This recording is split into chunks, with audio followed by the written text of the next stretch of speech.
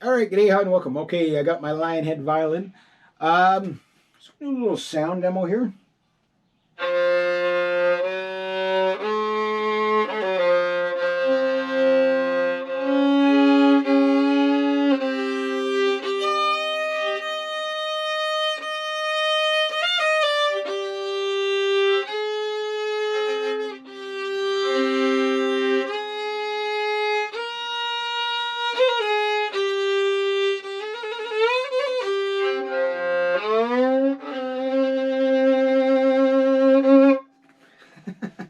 So, a little out here. It is a strange day. Today is like it's hot, it's humid, it's sunny, it's cloudy, it's sunny, it's cloudy, and it's like kind of wreaking a little bit of havoc on my tuning of my instruments. I'm tuning a little bit low on this one because of the peg I've explained in it.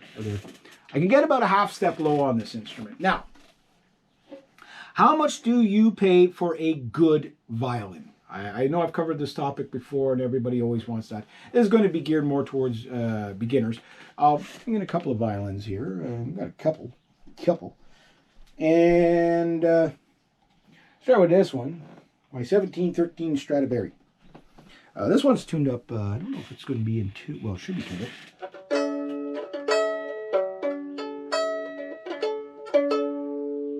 It's got a bit, but this one, okay. Not the best violin in the world.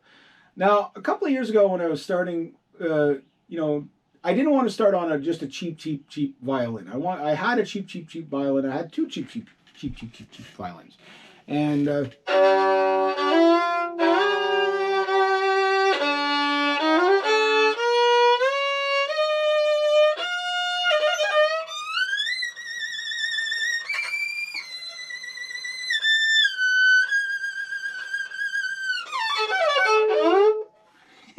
this was not the best violin in the world. I'm definitely not the best player.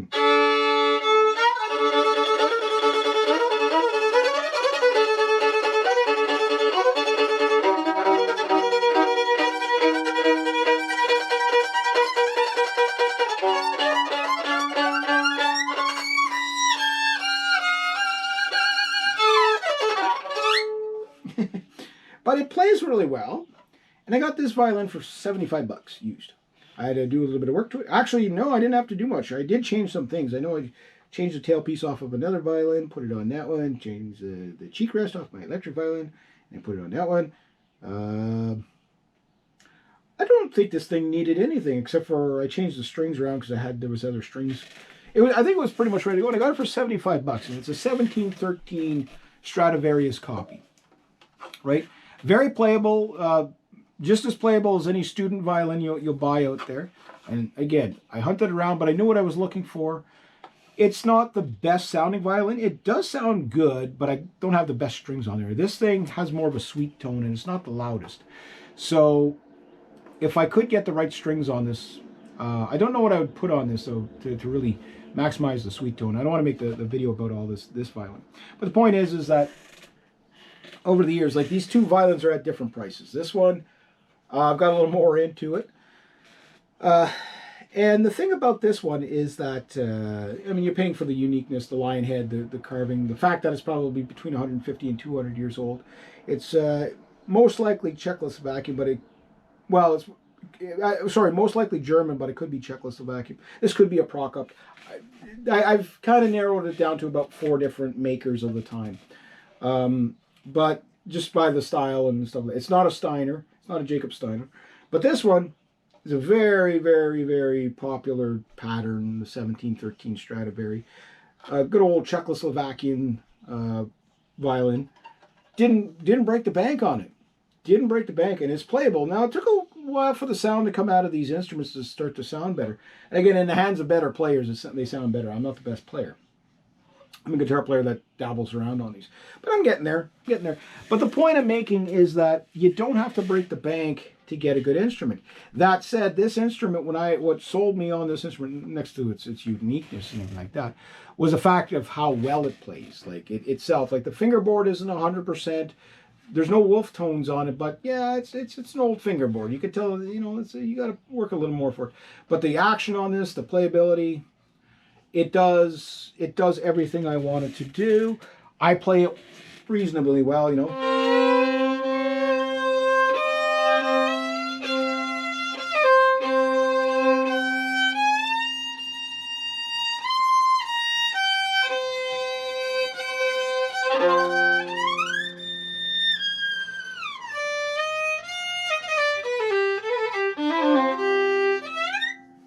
Thing is, I don't know any tunes. I'm working on that. I'm going to be starting to, like I can play it, but I don't know anything with it. Like I got to start learning some songs with it, right?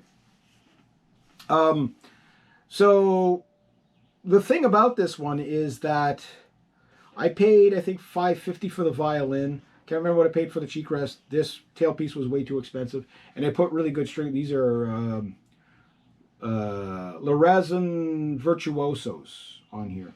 And I really liked them, but I wanted this thing to sound dark and dreary, and it doesn't disappoint. Plus, it's tuned down a little bit. So I got a good violin out of this. But how did they price it? Like, how did they come up with a price tag for this thing? And how did they, considering I bought both of these violins out of the same shop, how did they get the price tag for this one? Like this one again, this one is the violin. Even though it might not be the best sounding violin, this is the easiest violin I play. It's perfect for my hands, it seems.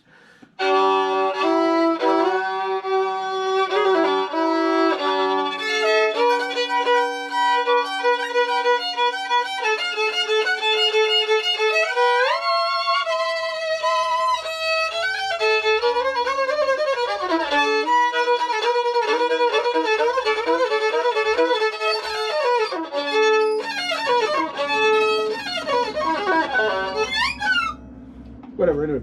But I can play it, you know what I mean? Like, it falls into place for me.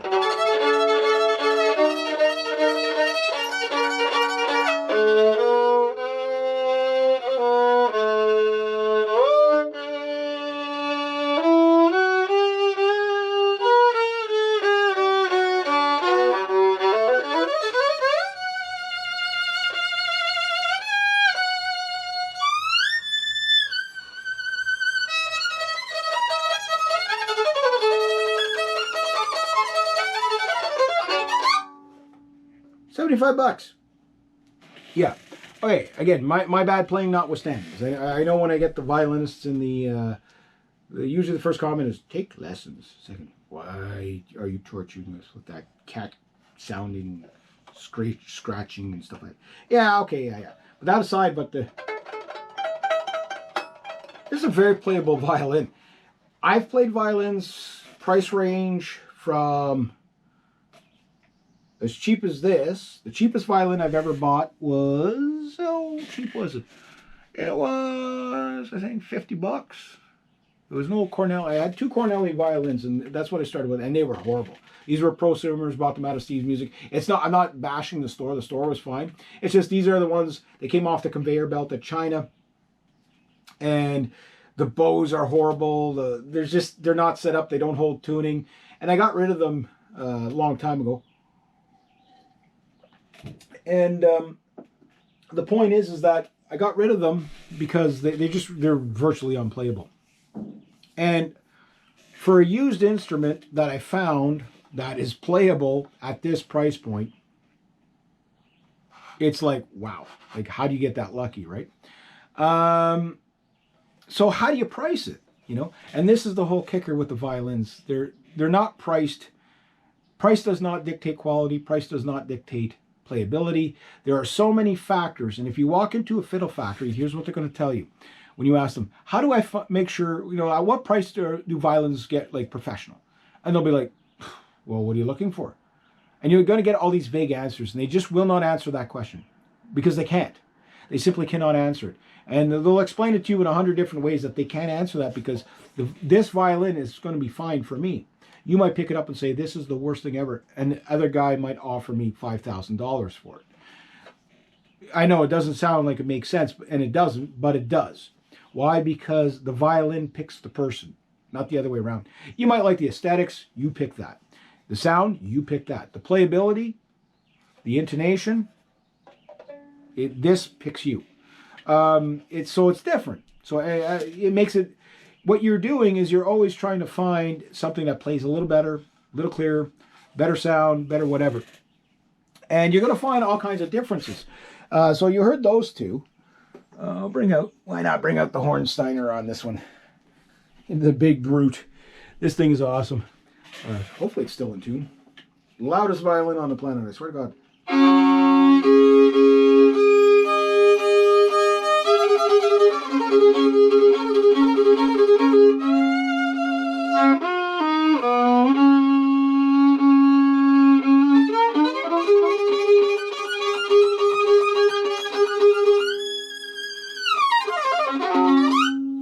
I put new rosin on this. But this thing, okay, I've seen this thing on stage with other people playing plugged in. And this thing will cut through to the back of the bar without being mic'd. This thing is just it's the world's loudest violin. It's just, yeah, but.